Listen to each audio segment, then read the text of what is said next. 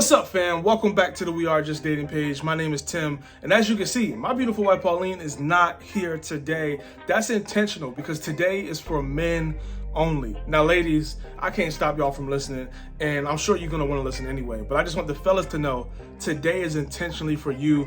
I'm gonna share 3 things I wish I knew before I started dating and before marriage. And here's the thing, a lot of times in Christian circles, a lot of guys feel like there's a lack of transparency, and me and Pauline, we're huge on being transparent because we believe transparency is the gateway to transformation. And no one is going to be able to grow and take next steps if no one's ever honest with them, like, hey, this is what I did, this is what I shouldn't have done, this is what I wish I would have done. And that's what we're going to do for you today. So I hope y'all ready. Y'all better buckle up because I'm about to be vulnerable. I'm about to share some things, honestly, I've never shared on camera, but I believe that it's gonna be transformational for somebody watching. So let's get into it. 3 things I wish I knew before dating and marriage. And actually, I gotta pause before I do that. Fellas, Wednesday night, 8:30 p.m. on our We Are Just Dating Instagram page, we are doing an IG Live for men only. I'm gonna have some of my brothers join me that will share some of their experiences, some of their challenges when it comes to dating, when it comes to marriage. We're gonna talk about it all real, raw, unfiltered. Make sure you watch 8:30 p.m. Wednesday on Instagram. But 3 things I wish I knew before dating and marriage. Woo! Look, I'm about to be honest with y'all. Let's go. Number 1, I wish I knew that just because something is not sinful, that doesn't mean that it's best for me. Now, what do I mean by that? A lot of times when we're dating and we get so many questions like, well, how close to the line should I get? Well, I know I probably can't have sex, but can I grab her butt? Or I know I can't grab her butt, but can we kiss? Or can we hold hands? Yada, yada, yada. There's always those type of questions in Christian dating. And Pauline and I are big on not being so caught up in how close to the line I can get, but what's best for me in order for me to be able to truly honor God in a relationship. And I wish that somebody told me, hey, just because it's not sinful don't mean you shouldn't do it, bro. Because here's the thing. I remember before me and Pauline started dating, and even when we first started dating, I wanted to kiss. Now, I'm not saying that kissing is a sin. That's a whole separate video, and I could get into that, but that's not my whole point. The point is, for me, Tim Wheeler, kissing was not best. I remember Pauline didn't want to kiss. Some of you have heard the story before, but Pauline did not want to kiss before we started dating, but I laughed at her. I was like, what you mean you don't want to kiss? Like, you my girl, we gonna kiss. And I was like, we're not having sex. Like, we just kissing. Like, that's normal boyfriend, girlfriend things. And I think a lot of times we bring in worldly mindsets to godly dating, and that does not always work. Most of the time it doesn't work, to be honest. You can't bring worldly mindsets into godly dating because the two are always going to contradict each other. And I know for me, I wish that I would have realized my blind sides better. But that's one of the keys to being able to have a successful relationship, is having people around you that can see your blind spots, that can see, yo, you really shouldn't be touching and hugging on your girl that much because we know you. We know your past. We know how many women you done already touched. Can we be honest? See, people don't want to be honest with themselves. Like, people think that they can have this past life and none of that affects the future. And honestly, that's going a little bit into my second point. I'm not going to go there just yet. But I know for me, before I started dating, I wish I was more humble. I wish I would have been more humble. I asked some questions, but I wish I would have been more humble and asked, hey, what do you think about kissing? Like, ask some mentors, ask some godly men ahead of me that have maybe been engaged or dated or married. Be like, hey, like, how did kissing work out for you and your partner? Like, you and your girl, like, did that work? Like, how did y'all do that? I wish I would have asked more questions. So if you're watching this and you're a fella and you haven't started dating yet, or you're dating right now, please be humble, bro. Because any of us can get got. Any of us can get got. Any of us can fall into sin. None of us are that holy. It just take one bad moment and you're going to get caught slipping. So that's the first thing. I really wish that someone would have told me, just because it's not sinful doesn't mean it's best. So you want to start evaluating now, like, what are some things I know I probably shouldn't do when I get married? And it's not even because it's in the Bible and God says don't do it. It's because I know me. And I know when I when I feel something, it can lead me the wrong way. Number 2, let's go into it. what are things that I wish I knew before dating and marriage? The second thing is this. I wish I knew that decisions I make now will affect my future relationship. So when I say now, I'm talking about before I started dating. I wish I knew that decisions I made now would affect my future relationship. Here's the thing, even if I repented for it. See, I think a lot of times as Christians, we think just because we repented for something means that we're not going to have to deal with the consequences of it. That's huge. I remember before the Lord delivered me and I stopped being lazy in college, I would be not studying for tests, showing up just before the test started, be like, Lord, if you could just get me out of this one more time. I know I'm not the only one. Don't look at me. I know there's some of y'all who have prayed that one more time. Lord, just save me one more time. Just help me one more time. And that is not how it works. That may work for you one time, but if you live a life like that, that's not going to work out. And I wish that I would have had somebody tell me about that, especially in these three areas. The first area is spiritually. I wish I would have known, and this is actually a good thing, and I did do this. I wish I would have known that having quiet time with the Lord daily and listening to sermons on a daily basis would actually help me be a better husband and a better boyfriend when that day came. And luckily, that was something that I actually practiced. The next two things I'm gonna share, I did not do. But these two things actually I was doing daily. And I attribute that to a lot of my success early on in dating and early on in my marriage now is the fact that I was listening to people who were married 5, 10, 15, 20, 35, 40 years ahead of me via sermons, via conversations. I was able to learn a lot of things that I should be doing as a husband. Because let's be honest, y'all, a lot of us did not grow up in godly households. Or we did grow up in a godly household, but our parents never showed affection around us. Our parents never argued around us. So we didn't see what it looks like to have a healthy, balanced, real relationship. And I think that's hurt a lot of us is we haven't been able to see that. But when you listen to other people who have done it, it can give you some keys and some insights into it. So I did do that. I wish I would have done it more. And if you're not doing that now and you haven't started dating or been married yet, like, please, bro, invest in yourself spiritually. It's not enough to just go to church on Sunday. It's not enough to read your YouVersion Bible app for 15 minutes every day. Like, you need to aggressively pursue God, because when you pursue God, that's how you're truly going to be able to learn how to date in a godly way. Because the Bible says this, we are transformed by the renewing of our mind by reading God's word. Like, we have to get in God's word and know what he says about relationships in order to do it. That's just being honest. The second thing I wish I knew about decisions affecting my future, I wish financially I would have made better decisions. And specifically for me, going back to my story in school when I was being lazy, I didn't realize that that was going to affect my future marriage. See, when I proposed to Pauline, your boy was only making $32,000 a year. Now, you tell me if that's a lot of money. Now, no disrespect if you're making that now. Like, get your money, hustle, all that good stuff. But for me, trying to get married, that just isn't that much money. Now, God provided. Obviously, we got married. But if I would have done better in school, I would have been able to get a better paying job. But I didn't do any internships. I didn't really do anything to set myself up post-graduation. So now post-graduation, I just got to take any job. Now, I always had what I needed. I was always good. But imagine if I would have applied myself and graduated and got a job 60, 70, 80K out of school. That would have set me up stronger for a better marriage financially. So I really wish I would have done that. And obviously, most of you listening to this are probably not in school. But what are you doing with your money? Do you budget right now? I know some dudes, when they single, they eat out every day. That ain't wise. I know you can't cook probably, but man, you can make some grilled cheese or something, make some cereal or something. Like, are you being responsible with your money? Are you investing? Are you doing something with your 401k? Like, there's so many things you can be doing now as a single man to invest in your future relationship. And don't think it's not going to come back to bite you if you're playing around. Like, it is. So make sure you're doing something. I wish somebody would have told me that, like, hey, what you're doing today financially will impact you later down the line. Number 3, that's a decision I wish I would have known that was going to affect me, is sexually. All right. Let's be honest, y'all. Sexually. See, just because I repented for having premarital sex in my past doesn't mean that I'm no longer going to have issues. And here's something that most people never will say. because most people may be scared, most people may be ashamed, but I ain't. I'm just sharing. I'm gonna be honest.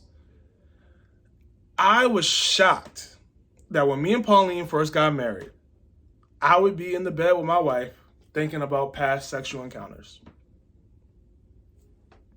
I'm just being honest. Now, Pauline knows about this. She knew about it right afterwards. So this isn't going to be new to her. But I never knew that if I was going to have premarital sex 10, 15 years earlier, that was going to affect my marriage. Like, I'm going to be mid, you know what I mean? And I'm going to be thinking about other experiences instead of thinking about my beautiful wife. And honestly, as a Christian man, that'll mess you up mentally. Because you're like, man, I repented, Lord. Like, I thought I was over this, like, yada, yada. And you'll start thinking you're a bad Christian. Or you'll start thinking, maybe I shouldn't have got married, whatever. I don't know what your thoughts will be. But they're not going to be fun. I'll tell you that. So, fellas, stop playing around right now if you are. Like, please, like, and it may not be premarital sex that you're having anymore, but maybe you're flirting all the time, or maybe you going out on dates and you know you have no interest in the girl, you just like being out with her. Like, stuff we do before we get married translates. That's why I wish people wouldn't have 6, 7, 8, 9, 10, 11, 12, 13, 14, 15 girlfriend and boyfriends, because what are you doing? You're honestly setting yourself up for a failure, because a lot of people out here practicing divorce. You think it's normal. As soon as somebody does something in a relationship that you don't like, it's normal to break up. That's not normal. That's not good. That's not healthy. And you're building up muscles that you don't want to have once you get married. Now, I'm not saying if you've had a few girlfriends or boyfriends that you're wrong or that you're sinful. I'm just saying it may be wise to be slower in who we choose to go out with, who we choose to hang around with, because honestly, breakups are never fun. Even if y'all didn't do anything sinful, like, breakups should be painful if you were being genuine in a relationship. So that's what I wish. I wish somebody told me that the decisions I make now would affect my future relationship. And number 3, the last thing I wish somebody would have told me is that I need community to successfully go through life as a man, especially in the areas of a relationship. See, before I started dating, I thank God for my mentor, PD. Thank you, big bro. Like, I'm so grateful for you, because honestly, y'all, I don't know if me and Pauline would have made it. Because your boy, my game wasn't that sharp. I didn't really, I was still working on that. Like, he really helped me on the first couple of dates, and honestly, throughout my whole dating relationship. He's the one that married me and my wife. He really showed me what it looked like to be a godly man, because Pauline was the first woman I ever dated in a Christian way. So like I said in the beginning, there's a lot of mindsets I have. Some I don't even know I have. See, that's the thing. A lot of people think that they're pure and that they've gotten over their past because they're not dating yet. And they're single and they're at home by themselves at 9 p.m., 10 p.m. There is no temptation there. But when you start dating and you don't have necessarily good boundaries in place, you could be over your boyfriend or your girlfriend's house 10 p.m., laid up on the couch. You do that enough times, temptation bound to rise up. You feel me? Like, so having somebody that could give me keys, like, hey, I wouldn't do this, or hey, don't do that, was honestly such a blessing for me early on in my relationship. I thank God that while I was dating, I joined, and honestly, me and Pauline started a connect group. It was called Date Night back then. It turned into just dating. But we started a connect group for other dating couples while we were dating, because we looked around and we were like, we don't have any other godly friends. And that is not going to work. We really wanted some other godly friends. And there's nothing like being surrounded by other couples, and as a man, surrounded by other men who are trying to pursue God in their relationships the same way. The encouragement you get, the tips you get, the advice you get, the prayer you get, it's honestly priceless. So please, like, whatever you do, make sure you try to find community. Find yourself some brothers who are leading and going in the same direction as you, because that's going to be your support system that you need when you're dating. Some of y'all need somebody to text you, hey, bro, where you at? It's about 1 a.m. You by yourself? You need somebody to be checking in on you like that. And as men, sometimes we can be prideful and be like, I'm grown. I don't need nobody on me. That's okay. You keep doing what you're doing. If you don't have anybody holding you accountable, you're bound to fall in some area of your life. It may not be relationships. It may be another area, but it doesn't have to be that way. You can have other people in your life. And I know for some people, you've lost trust, or trust has been broken a lot in your life. So this may be a process. And that's the cool thing about being a Christian. We can legit pray, Lord, please show me, Lord, how to trust people. Soften my heart. The Bible says that God turns the heart of stone into flesh. Like, that's not just words on a paper. Like, that's legit transformation that the Lord can give you. And he wants to do it. All you got to do is ask him. The Bible says we have not because we ask not. So another thing, I thank God that I have mentors in my life right now as a married man. See, here's the thing. It's not just dating. Like, we're not just saying you need mentors when you're dating. You need mentors for the rest of your life. I literally got off the phone yesterday with the mentor because me and Pauline having not an issue in our marriage, but there's a situation in our marriage where our faith is being stretched. God is asking us to believe him for something that honestly don't make sense, y'all. And hopefully one day we'll be able to share more about that. But I needed some encouragement. I had to call my big bro and be like, how do I talk about this with Pauline? How do I believe for this? What next steps should I take? And he gave me a blueprint that was so helpful and gave me so much peace. But if I didn't have anybody in my life to call, I would have been lost and I would have been struggling. So it's so valuable. Whatever you do, make sure you surround yourself with other people who you look up to, who you respect, who can walk along that journey with you, and make sure you're doing what you need to do as a man to set your family up for success. And here's the thing. You can't do this by yourself. Whether you're single, whether you're dating, whether you're engaged, whether you're married, you're going to need somebody else to walk alongside you. And honestly, for my fellas listening right now, you have 3 options. And ladies, everything I said honestly applies to you too, but I'm just speaking as a man from my personal experience. But man, you got 3 options in life. You can do nothing with what I just shared and you just be like, yeah, cool for you, bro. Like, I'm good. You can choose to try to do it by yourself, which I don't recommend. You need to have other men in your life who can guide you, who can coach you, who can walk with you. Or you can choose to get help. You know that, look, I'm sick of trying to figure this out on my own. I'm sick of trying to figure out what boundaries to have. I'm sick of trying to figure out how to lead my wife. I'm sick of trying to figure out how to do this or do that, how to make my finances. I want some community. And if that's you, we are so excited because we have something just for you. We have Just Dating University. This is not just some women's clique. It's not a women's club. This is a university for men and women who are looking to intentionally be surrounded by other Christians who can walk alongside them. And then you'll have the benefit of myself, Pauline, and we're going to probably bring in some other guest speakers who are married, who are doing great things in their life, who love God, who can walk with you and say, hey, this is what I did. Hey, this is what I wouldn't do. And forget the mentors and me and all that good stuff. Like, the brothers in the group that you're going to be able to link arms with that can walk with you and be like, yo, I'm struggling with this right now. Who can help me? What advice do you have? And to get live feedback from people you know care about you, it's priceless. So many testimonies from guys who have gone through Just Dating in the past, who they didn't know this person before Just Dating. 6, 7, 8 months later, that guy's in their wedding, one of their groomsmen. Like, that's priceless. To be able to find people that you can do life with for the rest of your life. I want you to experience that. So if you're interested, go to justdatinguniversity.com. You can sign up there. I really want you to be a part of this. If you're not ready, that's cool. Just keep watching these videos. Find a local church that you can go to. It's not really about Just Dating University. That's just an option that's right here for you. But if you took nothing else away, please just take away you need people in your life. And you need to pursue that however you can to surround yourself with other men who can help you do this Christian journey alone, because you need it. I need it. And let me just say, I'm not perfect. Please, I hope you didn't hear. I just shared a bunch of mistakes I made.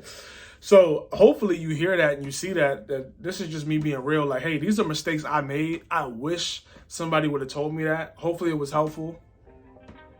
And hopefully you have some clarity on what you should do as far as your next step. So this has been another episode of the W Podcast. Ladies, I know this wasn't really for y'all, but I'm sure you enjoyed it. I'm sure you like getting the male's perspective. We'll see you next week on the W Podcast.